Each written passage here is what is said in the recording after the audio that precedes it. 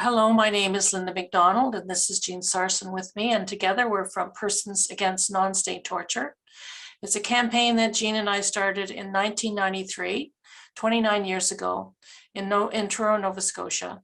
We started working with one woman who identified herself as Sarah, and she disclosed that she was tortured and trafficked by her parents, by like-minded others, and tortured and trafficked till she was an adult woman, actually. And from that grassroots knowledge, we started our grassroots research and spoke with thousands of women all over the world, sharing the same stories as Sarah. And we've listened to their voices and developed a grassroots science research framework about what non-state torture is. And we're happy to share it with you today. So the first slide, Jean, please. What Jean and I did is we developed our work with models to help us understand the crime and the human rights violation, and then now we can use it as a form of education. So you'll see that this is the patriarchal divide that we developed, and it's part of our grassroots science, that torture is committed by non-state actors and is the intentional infliction of severe pain and suffering. So with the patriarchal divide, what we're saying is that state torture and non-state torture are basically the same as far as the action of the perpetrators are concerned. The only difference, or the main difference, is that the perpetrators in non-state torture are families, or they're strangers, or traffickers, or pornographers, pimps in prostitution, or buyers.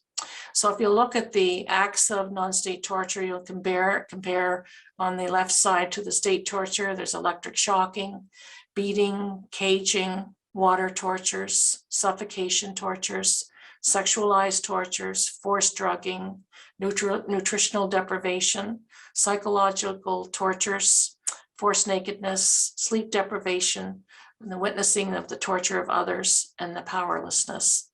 And why we call it a patriarchal divide is because in state torture, the primary victims are men. And that's where we started looking at torture after the war and warring men.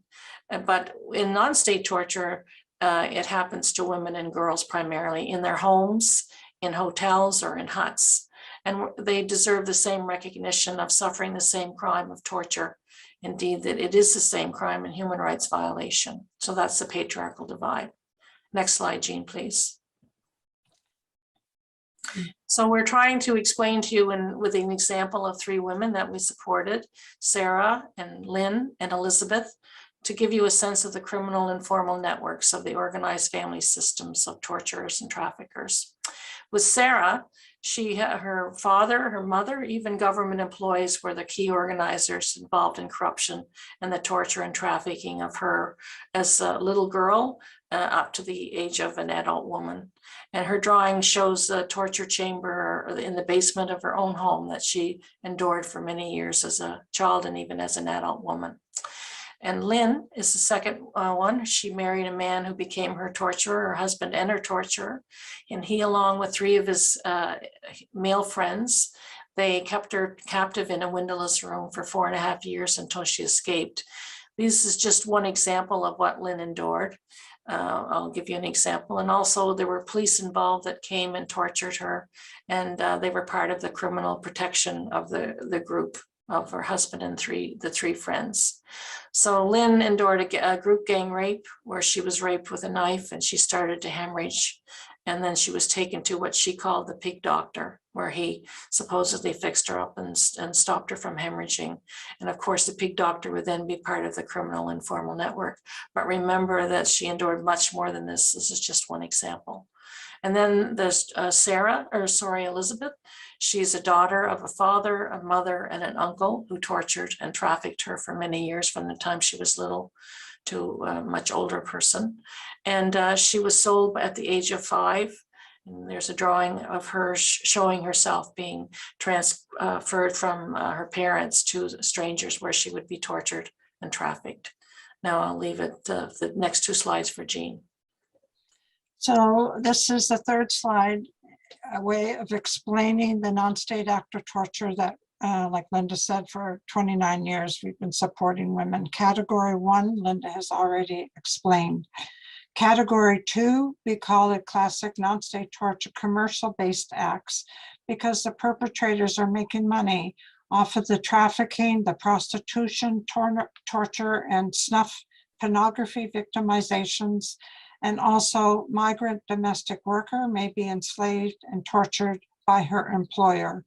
And category 3, we call it social cultural traditions or religious-based acts, and we're list here female genital mutilation, child marriage, acid burning, and widow burning, which we're told is declining. And this list comes from UN reports.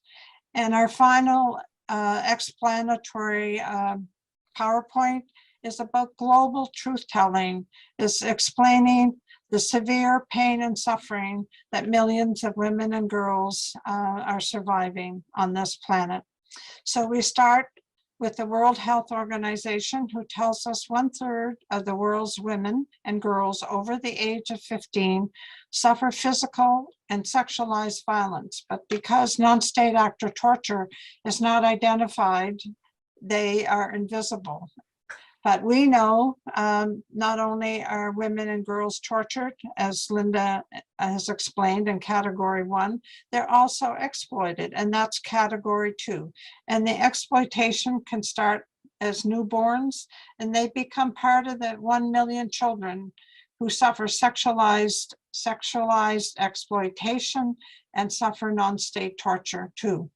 And sexualized exploitation of women, we also know women are tortured, and also in the domestic workers who may be enslaved, and 71% of women and girls are part of the enslavement and forced labor. And some of these women will be tortured by their employer. And prostituted women, they do our participatory research, and they talk about the non-state torture that they've suffered, category 2 again. Category 3 starts with child brides, and they may also suffer non-state torture by their so-called in-laws or others. FGM, category 3 again. And widow rituals, that's also category 3, and they may be suffered commercial based if they're forced into prostitution, acid burning, and sorcery and witch hunts. And they may be tortured, and they may also end up as a femicide. And what we're asking for state parties to do is to work collectively to create a declaration that can work as a model strategy to raise global awareness and to end non-state actor torture. Thank you.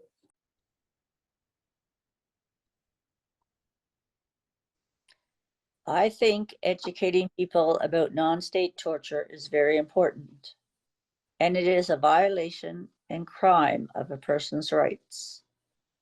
This was my life. Please stop and listen to me. I need you to hear me. I am Wanda, and I live in Canada. I am a survivor of non-state torture. I was a victim of non-state torture from conception until the night I almost died from suicide as an adult woman. I was constantly rented out to many, many people by the whole family and heard so often, bring her back when you're done. I was so frightened. I didn't know what the torturers were going to do to me or where they were taking me. It was horrendous. And some of the torturers were middle and upper class. A premier, judges, doctors, nurses, social workers, and counselors. For example, I had no voice. I did as I was ordered to do, and when I tried not to, I was tortured even more. It too was horrendous. I remember telling the torturers, "Take me, take me." My thinking was, I had been so dehumanized, I figured I could protect the others. I found out that didn't work. There wasn't anyone to help me, hear me, or believe me. I was taught suicide was the only way out. Jean and Linda heard me and cared. There was no one else in my country. So we three did it from the grassroots, learning from each other. If they had not heard and believed me, I would not be here today. As my fear was, I was going to die I can say with my own conviction and my own voice that today I am very proud of me. I am proud to be alive, and I look forward to the future knowing who I am.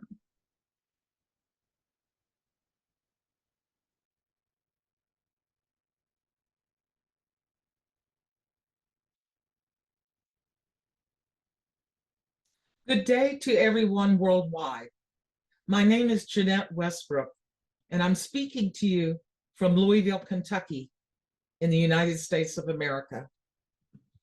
I want to talk to you today about non-state torture. I'm a survivor of non-state torture.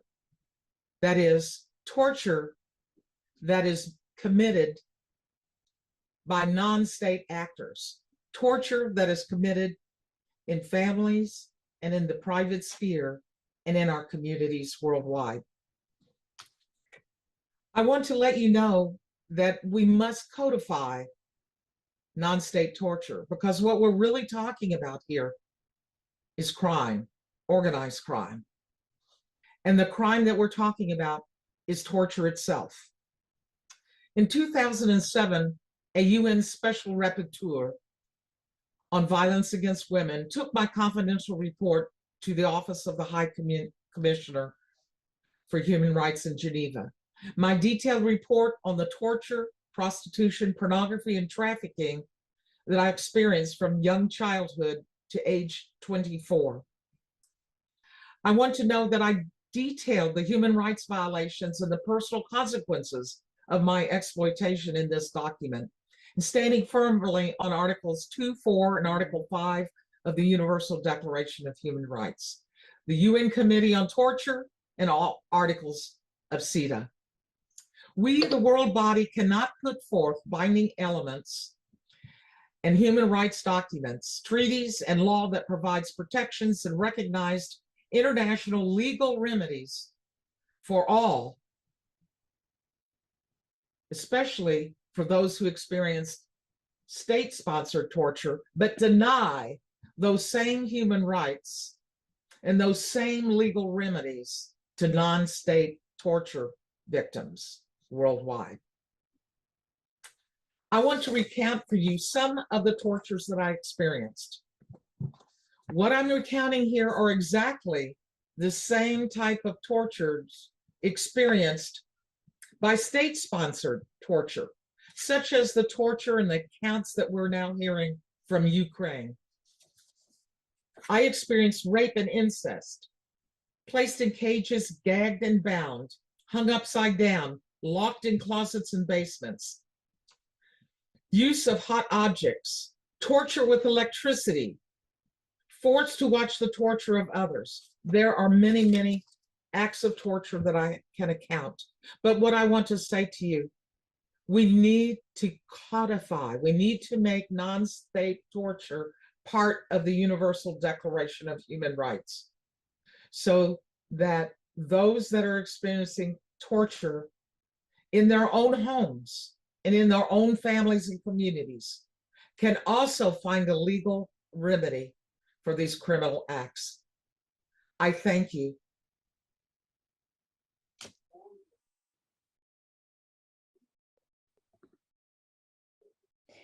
Hello, my name is Yamour, and I have discovered Jean and Linda's work last year, and I haven't stopped working on torture ever since, because I've come to the realization that it's an issue that is much more widespread than we think, and that is not considered as such. And I think this is why every state and international organizations, institutions such as the UN should take the issue seriously and start looking at it, and especially look at forms of tortures that are not perceived as such and go beyond discourses legitimizing or rendering this torture invisible just because it happens to women and girls, just because it is sexualized, or just because there are industries profiting from it.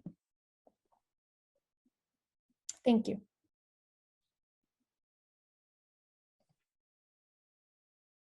Hello, my name is John Witter. I am a professor of criminology at Mount Royal University in Calgary, Alberta, Canada, home of the 1988 Winter Olympics.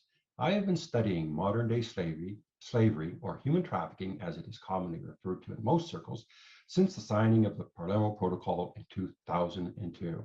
Over the years, I have published several books, written numerous articles, and conducted several research studies on or around the theme of trafficking in persons. However, it was not until I co-organized a conference in Onati, Spain around 2017 that I first learned about non-state torture.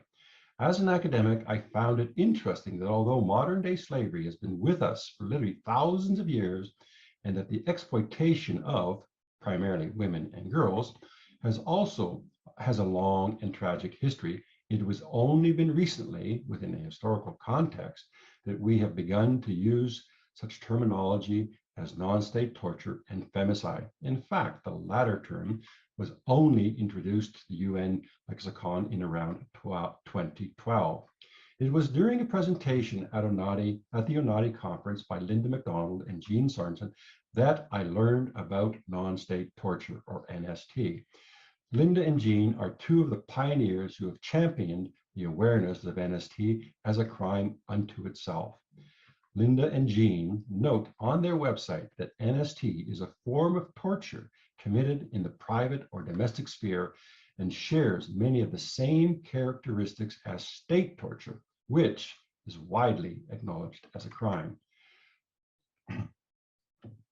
Furthermore, as Linda and Jean note in their recent book, Women Unsilenced, published in 2021, an estimated 1/3 of women and girls experience some form of physical and/or sexual violence during their lifetime. Thankfully, NST is gradually being recognized as a specific crime, and by acknowledging the nature of the crime as a non-state form of torture, it sheds light and should prompt us to not only pay more attention to this phenomena, but to inform and educate ourselves about this crime and ultimately introduce legislation to allow for proper attention and redress. This important 4-day exhibit represents a positive and, dare I say, overdue event, which will hopefully help to create greater awareness and urgency around this grievous crime. I commend the Alliance of NGOs on Crime Prevention and Criminal Justice on hosting this exhibit and hope it will attract many viewers and help to trigger a landslide of attention and awareness to this gross human rights violation. Thank you.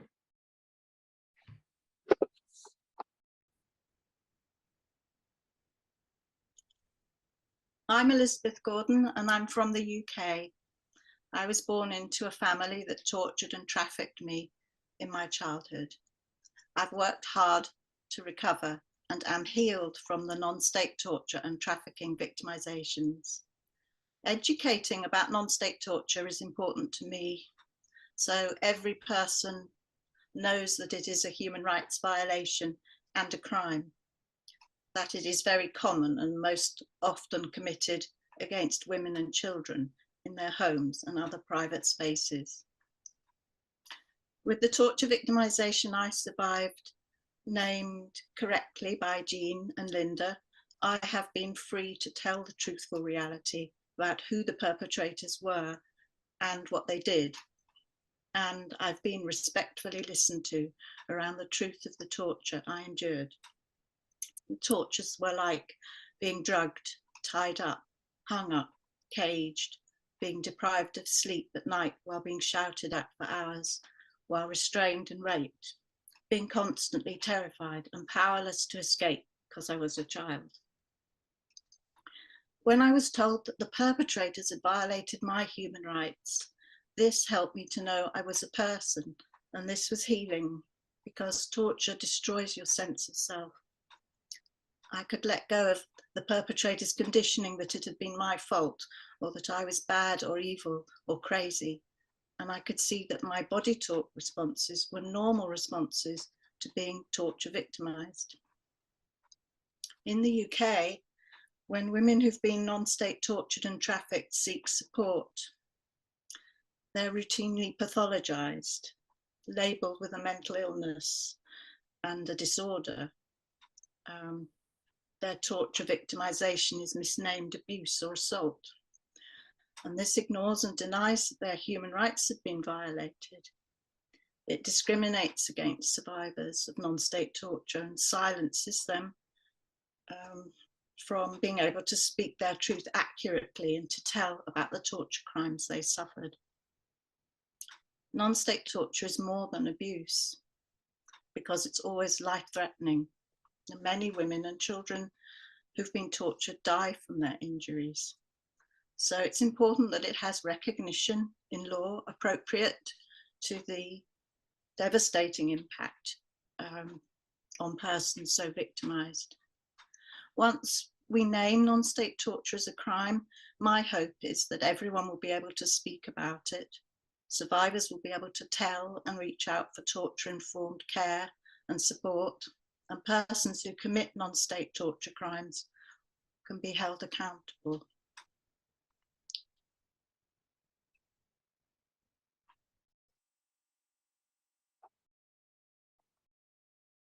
My name is Alexandra Lane. I was born into a non-state torture family. Learning that non-state torture is a human rights violation gave me a sense of worth as a human that I hadn't felt before. The benefits of public being educated is that victims of non-state torture will learn they are not alone. My hope is that educating will result in better understanding and resources for those who have survived non-state torture, and that with education, the public will demand that non-state torture be made a crime in countries where it isn't already. That way, those who tortured children and women would no longer be protected by a legal system who doesn't already include non-state torture as a human rights violation. Awareness can bring unity and a demand for change. There is strength in numbers, and education is a way to promote human rights for everyone.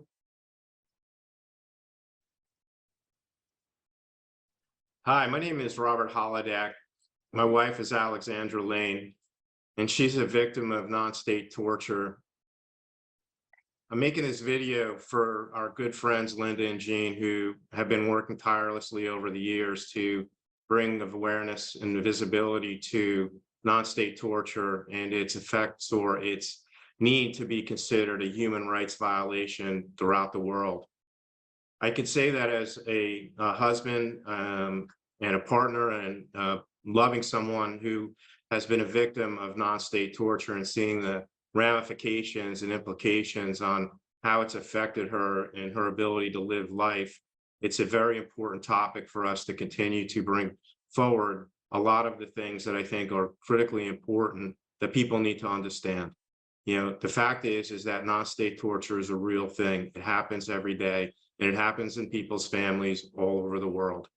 We want to be able to shine a light on the fact that there are resources that are needed to be able to help the people who have survived non-state torture, but also to be able to shine a light on the fact that countries need to think of this more as a crime, specifically to the nature of what happens to people who are impacted by non-state torture. You know, as a couple, we are adamant in our need to be able to create awareness around what is important to know for people in the positions of leading the governments and leading the countries that they're in to be able to change the laws and to provide the services that people need to help them recover from this very atrocious crime. So we're here to support it. I love my wife. She's the most incredible human being I've ever met. And I would be here to support her in anything that she wants to do as a husband, a partner, and as her being the love of my life. Thank you.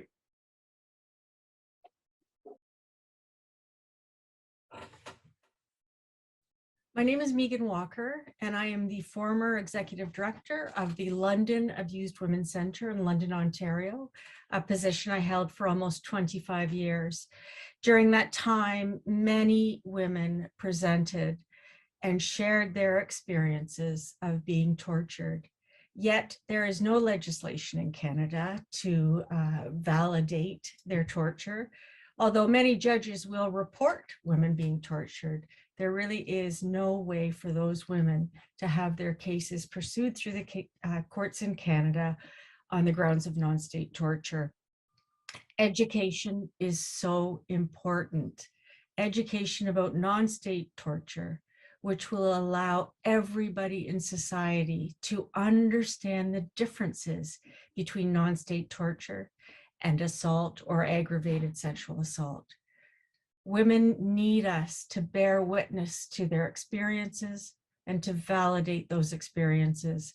And if we live in a society that doesn't understand the issue, those experiences often go unheard. So educating individuals, lawyers, physicians, all of society, including the criminal justice system, is absolutely paramount for women and girls to move on in their lives after being tortured.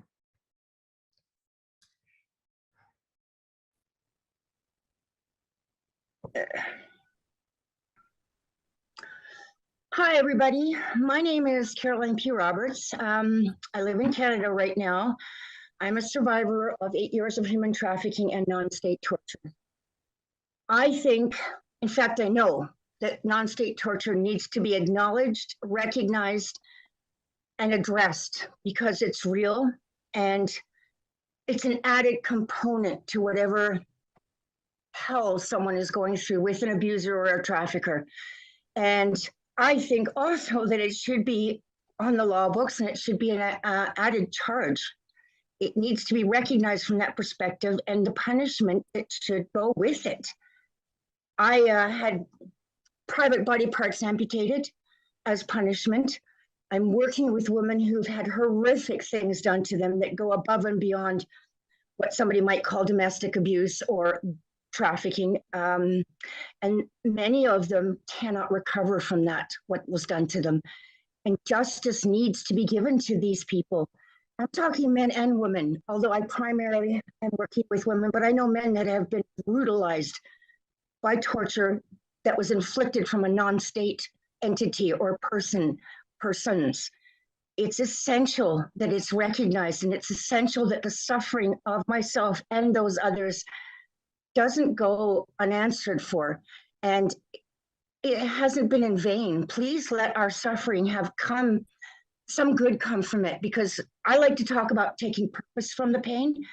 And so I'm taking that purpose here today to talk to you about this and say to you, please acknowledge that it exists, and please acknowledge that these people need some form of justice. And you can do that by acknowledging it and recognizing it. So please, please help me and help the others that are currently going through it and those that are going to go through it, because it's not stopping. It's not stopping until there are ramifications and repercussions for it.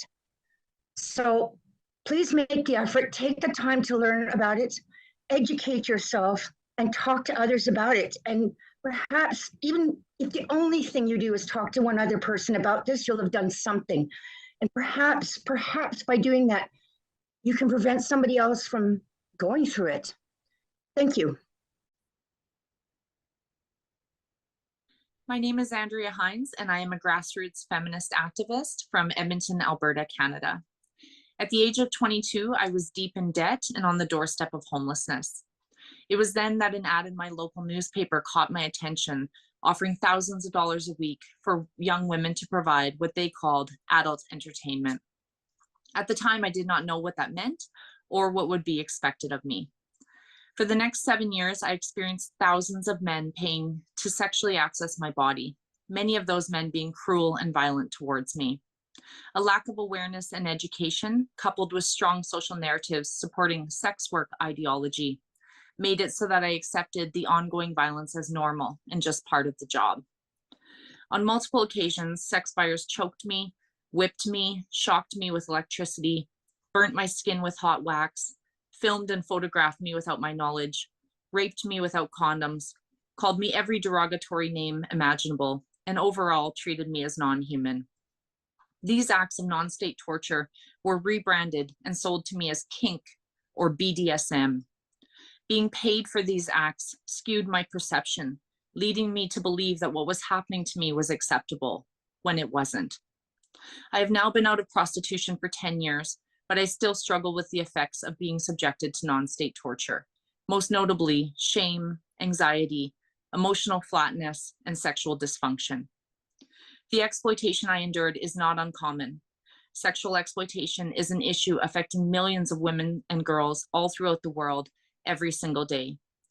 To address this epidemic, we must sound the alarm and prioritize education about non-state actors harming vulnerable and marginalized women in prostitution.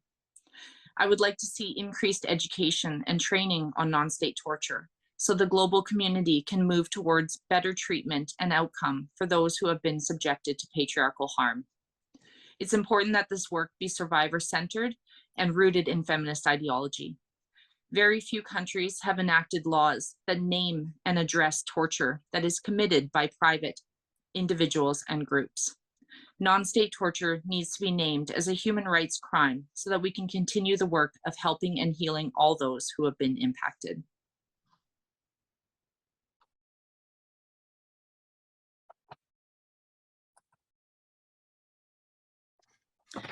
My name is Yannica Lewis, and I've been a criminal and family lawyer for 38 years. In my professional life, I've specialized in issues of child abuse and intimate partner abuse. In my volunteer life, I've worked with Soroptimist International, an NGO at the UN raising awareness of human trafficking. I've presented at international conferences, including at the UN 11th Congress on Crime Prevention and Criminal Justice in 2005 in Bangkok. I aim to raise awareness of the extent of human trafficking in the world. Do you think educating about non-state torture being a human rights violation and crime is important? Yes, it is. Torture is the deliberate infliction of severe pain or suffering on a person for reasons such as punishment, extracting a confession, coercing behavior, interrogation for information, or intimidating third parties. The United Nations has condemned torture in both the Universal Declaration of Human Rights of 1948 and in the Convention Against Torture and Other Cruel, Inhumane, and Degrading Punishment or Treatment, ratified in 1987. Signatory states agree that torture is illegal. However, non-state torture is not identified as a crime. But torture is used by non-state agents, such as human traffickers and organized crime. It is estimated by the ILO that 40.3 million people are trafficked in the world for a variety of reasons, such as labor, sexual services, marriage, or organ harvesting, to name a few. Trafficking victims are not enslaved by chains, but by systematic acts of torture, such as assault, threats of assault or death, sleep deprivation, kidnapping, withholding identity documents, threats of violence against others, including family members, until that trafficked victim is broken down and compliant. The accumulative effect of all of these acts is so much more than just the acts of violence themselves. Traffickers can place these people in society and yet keep that control on them through the torture. Raising awareness as to what non-state torture is, how it is inflicted, and against whom it is inflicted will enable more people to identify it.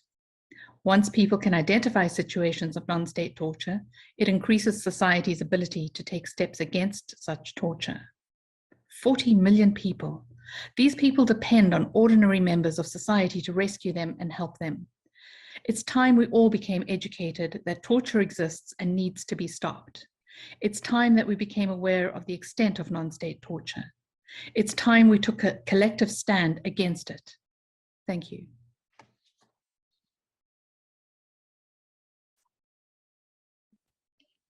Hello, my name is Eleanor Cowan.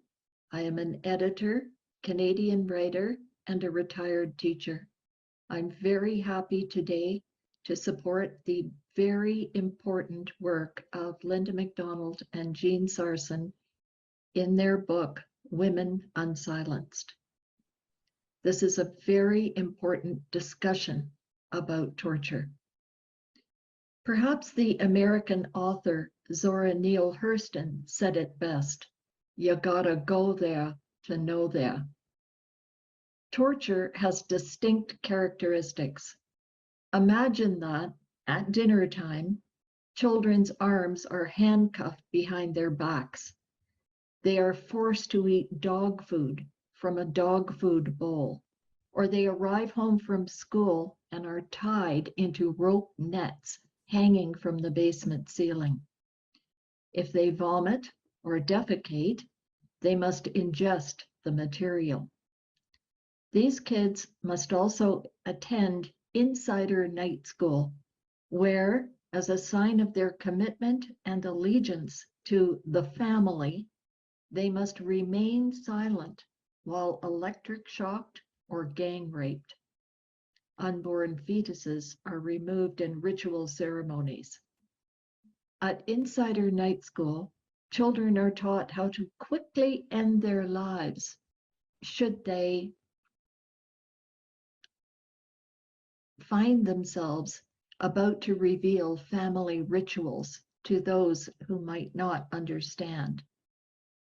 Many police, teachers, and medical personnel are completely untrained in how to identify tortured children because the intentional, contrived, studied torture of children remains unacknowledged in Canada.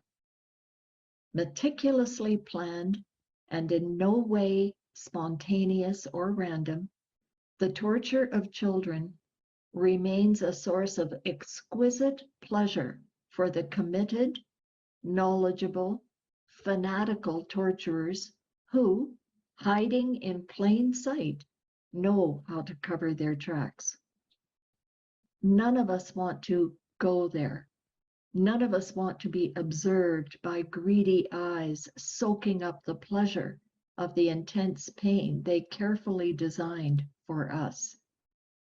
Let us not disregard the children who've been there, who are there right now, and who desperately beg us to provide the words to say it. Non-state torture. Thank you. Hi, my name is Bob Ryan, and I'm a musician and recording engineer living on Vancouver Island on the west coast of Canada. I'd like to share some thoughts about the phenomenon of non-state torture.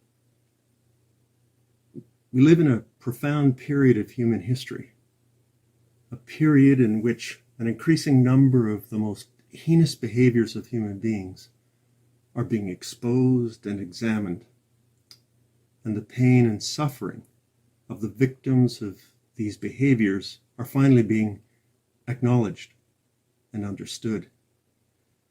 Wherever we turn these days, we see abusive behaviors being dragged into the spotlight, and we as people are being called upon to confront and deal with things that are often distasteful, uncomfortable to face and to talk about. Non-state torture is one such topic, one that can be found in virtually every country and community across the globe. Most of us are familiar with state torture or military torture and are aware of any number of laws and prohibitions against it. But non-state torture has festered in the dark, well below the awareness of most of us. And many of us understandably struggle to envision non-state torture, even when we do hear of it, wishing to believe that such a thing cannot possibly exist. And if it does, certainly not in any significant amount. And it is in just such an environment that non-state torture is able to thrive unopposed, leaving its perpetrators to act with impunity and its victims to suffer and die unheard and unaided. Thankfully, the situation is beginning to change. Some among us have been working tirelessly to bring to light compelling evidence of the extent to which non-state torture is occurring around us. An opportunity is now plainly before us. to collectively arise as a people and confront the truth of non-state torture, to fearlessly examine its roots and causes, to put a stop to its perpetrators, and to hear and help its victims. I know we can and must do this. Thanks for listening.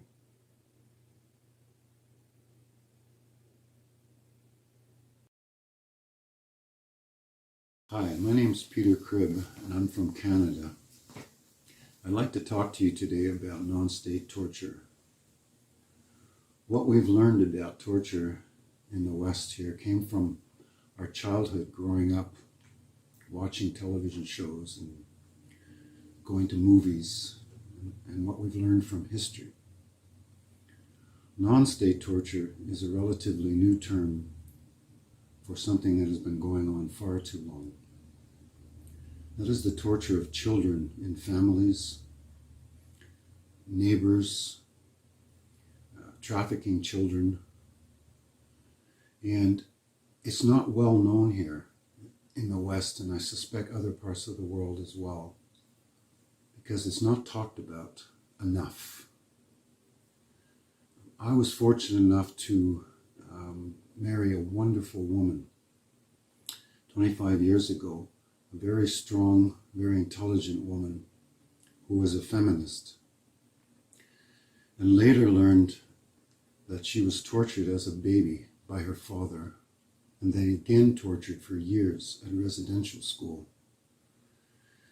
And what I learned from her is that non-state torture is fueled by the misogynistic toxicity that we live in these days. And unless until that is addressed, the male dominance that takes place everywhere in our society, then this is going to go on for a very long time, this suffering, this cruelty. I also have an adult son who was tortured here in Canada for a year and a half and sustained a severe brain injury and suffers from PTSD. And he's at home, and my wife and I will be taking care of him for the rest of our lives.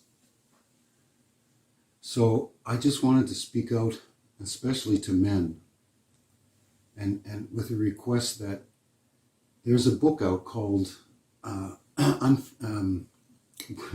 Women Unsilenced. And it was written by Linda McDonald and Jean Sarson, and it's a very difficult book to read because it's about the experiences of non-state torture. But having read it and having made it through it, it's really opened my eyes, and I'm hoping it'll do the same for you as well. Thanks for listening.